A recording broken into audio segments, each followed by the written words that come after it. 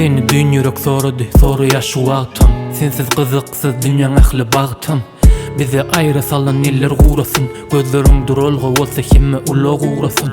Dalcı, men gitçek gel şu taydan. Doktor, mana en güçlü dermanın yazayda. İnsonu şonun maşgası eden o kömök. Men yak yürek sen üçün yasalan yürek. Seret sen demalyan hovam men. Dinle sen bilen etcek gelecek mi dovam men. Çağılarımı ece olup bilecek sensin. Bu şehirlerin kızığı yok sensiz. Yapraklar sarılıp dünyamem qarılıp.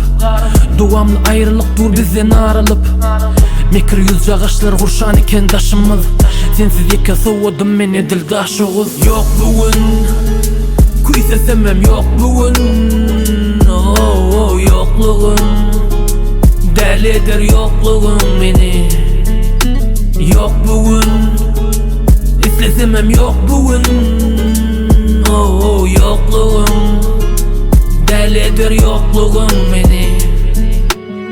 Sana döneyim, yine döneyim. Sevgimike tek olsa onu mike böleyim. Bir sen ol, senenim kızım olsun.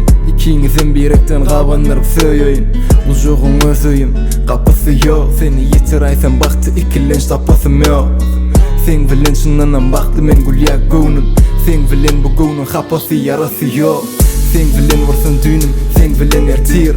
Sen bilen köpmen, sensiz men yetim. Dileklerini besetme, Allah'ım yetir.